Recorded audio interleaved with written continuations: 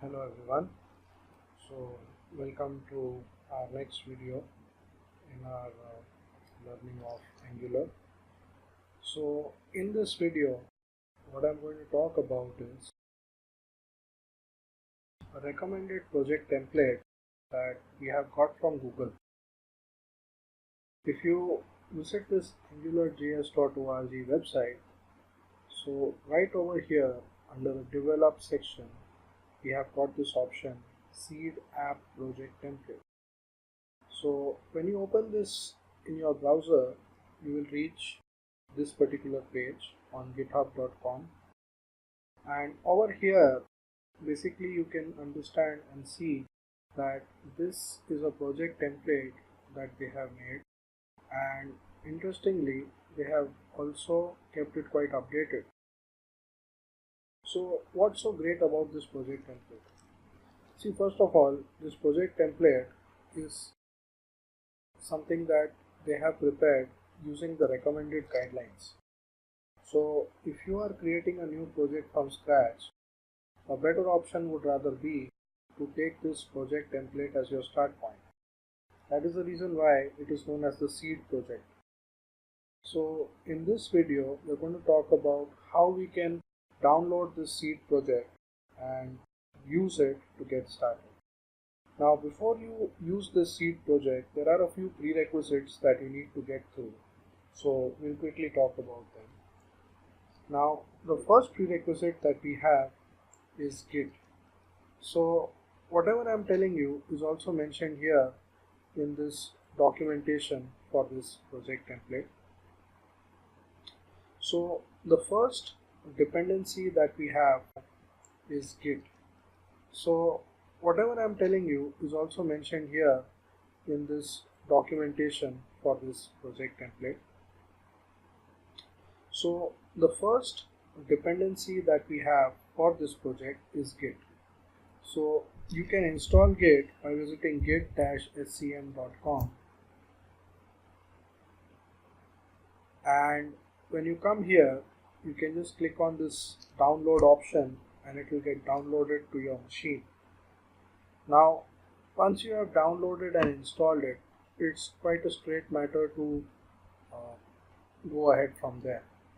So typically it's just a next type of setup. Now after you're done with Git, the next dependency that we have is called Node.js. So to install Node.js, we can visit nodejs.org.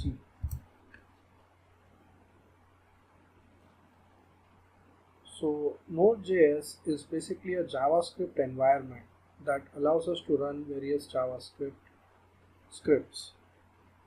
So some of the functions in this seed project template have a dependency on Node.js. Now soon I will also do a video series on Git and another one on Node.js to help you understand better.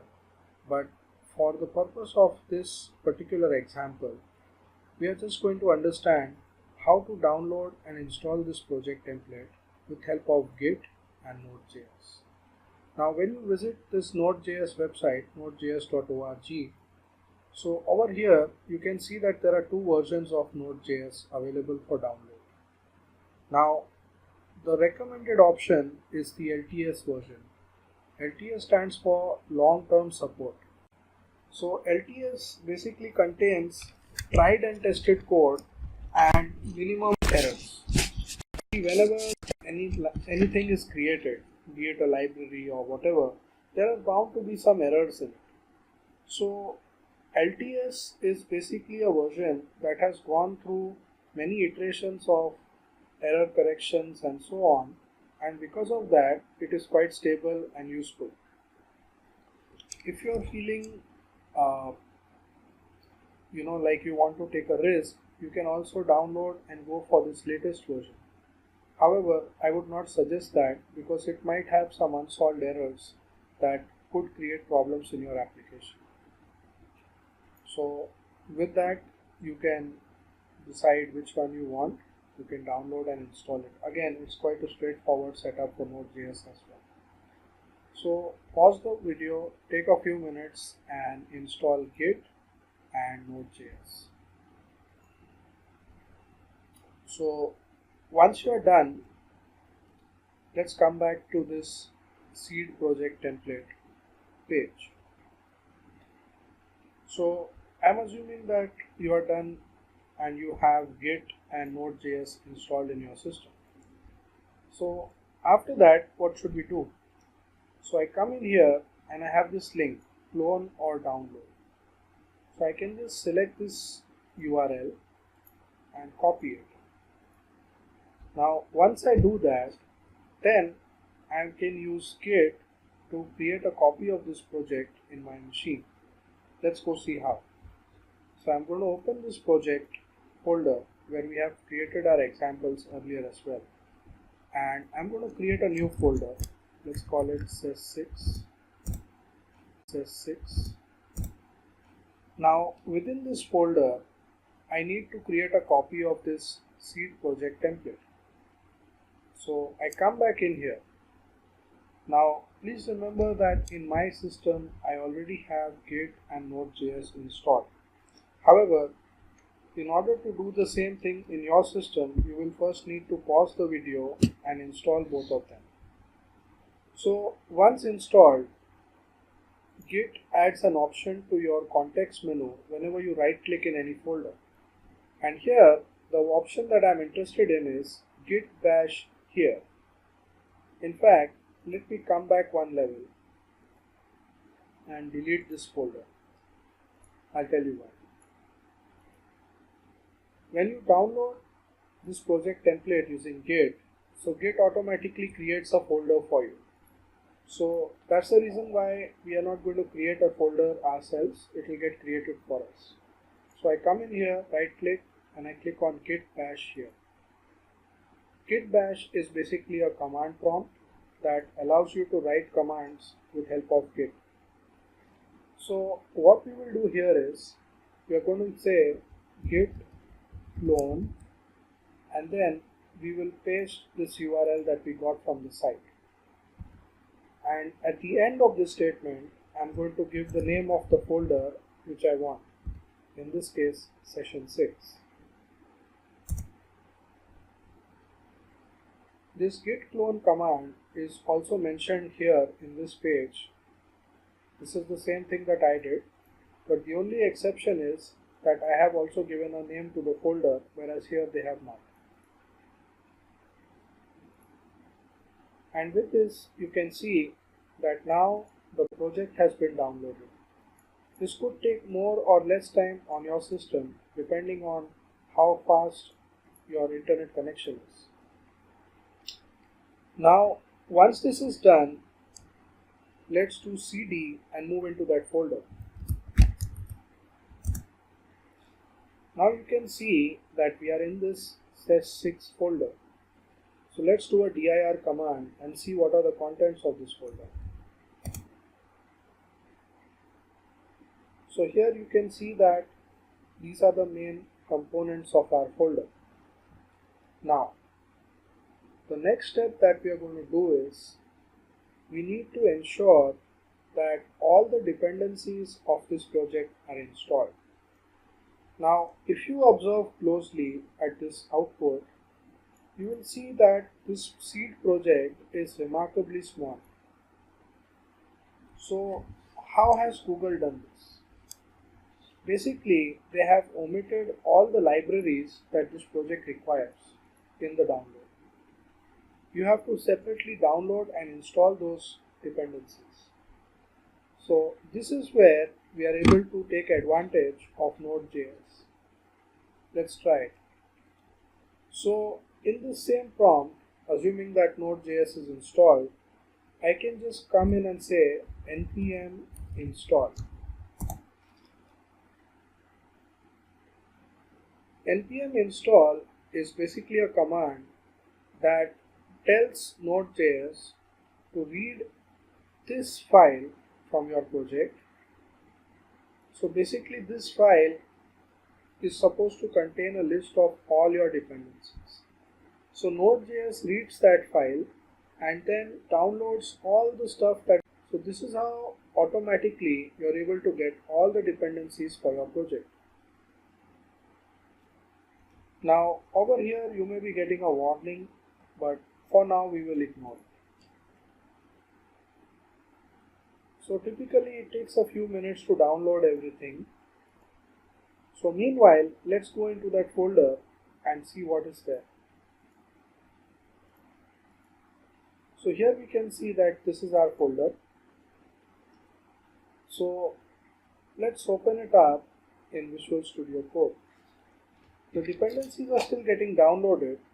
However, they will be downloaded into this folder, node_modules. The remaining parts of this project will not be affected by this ongoing download. So we can safely work on the project while this download is going on. So in interest of time, let's open it up in Visual Studio Code. So I'll just do right click, open with code. And here we are. You can see that this download got completed successfully and all the dependencies have been installed. So now, how do you verify that this download was successful and nothing went wrong? So for this, if you look at this documentation here, they have mentioned that you can use npm start and check it out. So we are done with npm install. Now this next stage is npm start. So let's try it. So I'm going to come in here and say npm start. So what npm start will do is, first it is going to run npm install. So by chance you forgot to do npm install, it will happen anyway when you do npm start. Immediately it's going to start a small web server that is going to host your pages and run them. And here we are. So you can see this is the URL of this web server that is hosting our application.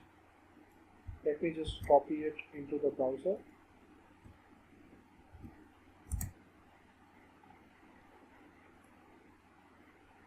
Now, importantly, whenever you go to this page, you will see that you're getting a summary in this window.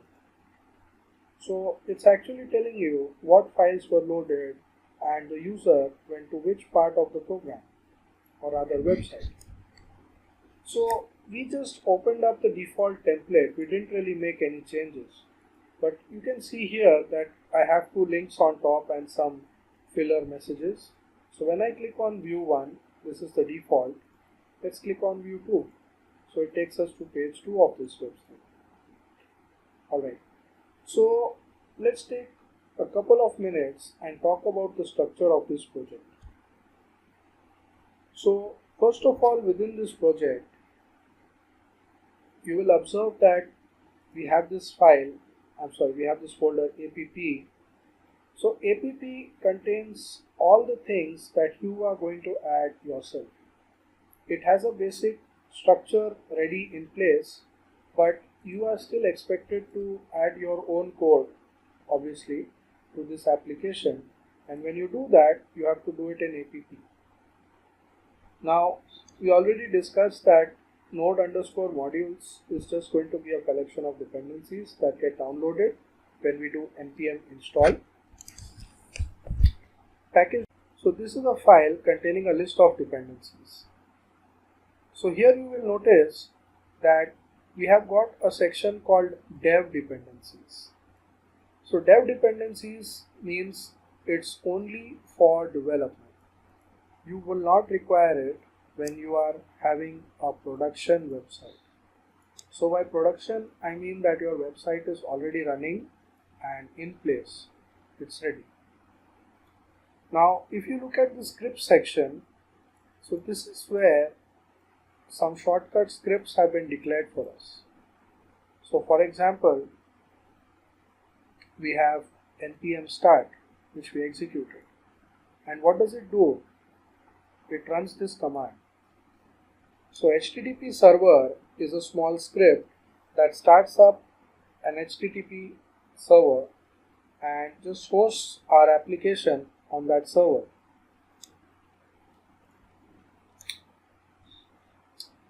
Now let's try this out. This project also comes with a set of unit tests. So a unit test is basically a test focused on a small part of your application at a time. So like this, we can have as many unit tests as we want in a single project. So as a sample, this project already has a set of some unit tests that we can try out. So without adding anything extra, let's just come in here. So I'm going to press Control Z to stop this execution. Now let's try npm test. Let's see what we get. So npm test is a command that's going to run the tests that are available in this particular project.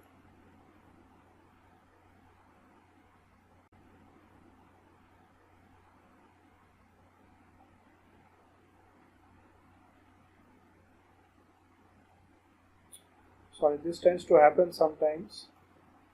Let me just ignore that. And I'm going to come in here and just open up a new screen using git bash. What I want to try is npm test.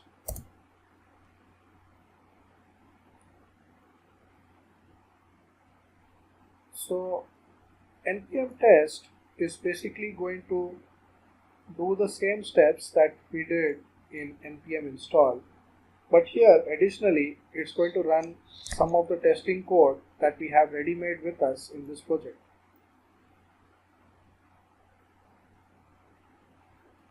Now if you observe this Chrome window that has come up, this window is only acting as a host for that JavaScript to run.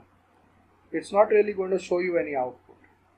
The output is going to be here in this window.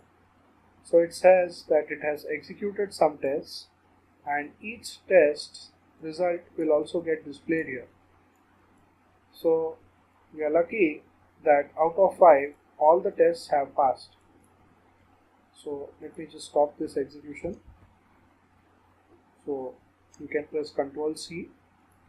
It's a more reliable way, and let me just close this window. Alright.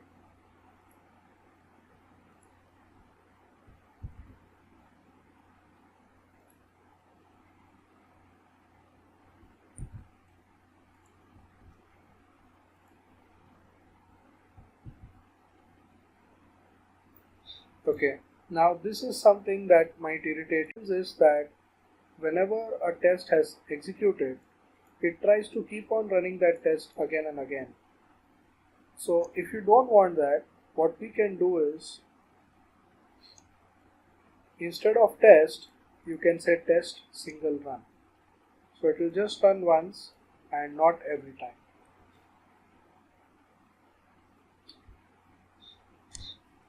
And finally, if you go under the app folder and over here, let's talk about this structure. So app.js is something that we have been making ourselves for some time. So we'll come back to this section in a bit because some of it we have not talked about before. This project comes with some basic CSS which we can see in app.css. And then you have this folder view1. So view1 contains a bit of HTML, and view1.js is containing the JavaScript related to that view1 page. And then we have view1.test, which is containing some unit testing code related to view1. So pretty much the same is also there for view2. Now there's quite a bit here that we haven't talked about before, so I don't want to get into much of the details, but to bring this example to a close, let's come here to this index page. Now when you look at this index page, you will see that there is a bit of content added on top. So this is just to help your application run even if it's running on an old version of Internet Explorer that may not support all the features. So we can safely ignore that for a bit. And coming back here, you will see that we have a few links declared, and this is the menu which was defined in the CSS. So I'm just going to come in here and just add a statement. So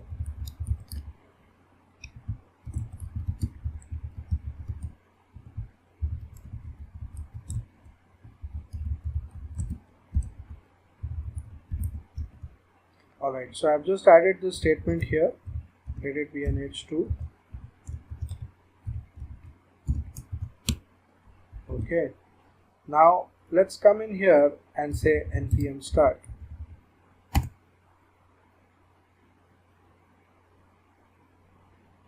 So as soon as we do that, it will take a minute to look for whatever the changes that we made, and based on that we can come in here and try to refresh this page.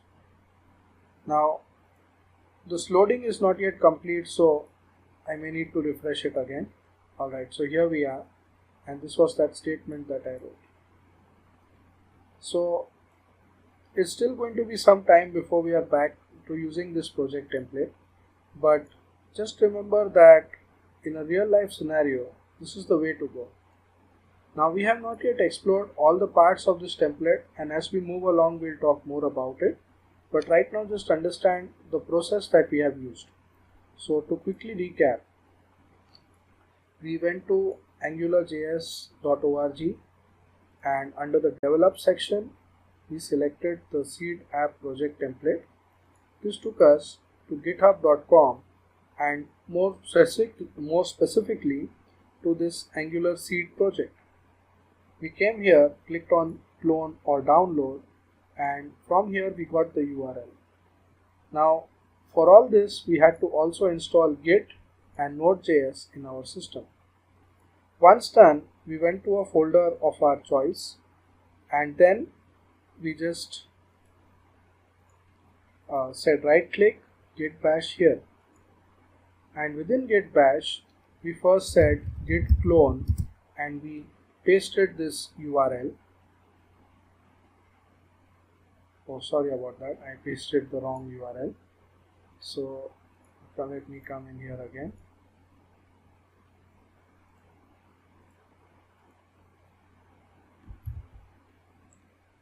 So we came in here and we said git clone, and we just specified whatever URL we had, and then in the end we just said the name of the folder which we wanted to make. When all that was done, we then used the npm install command to ensure that we got all the dependencies.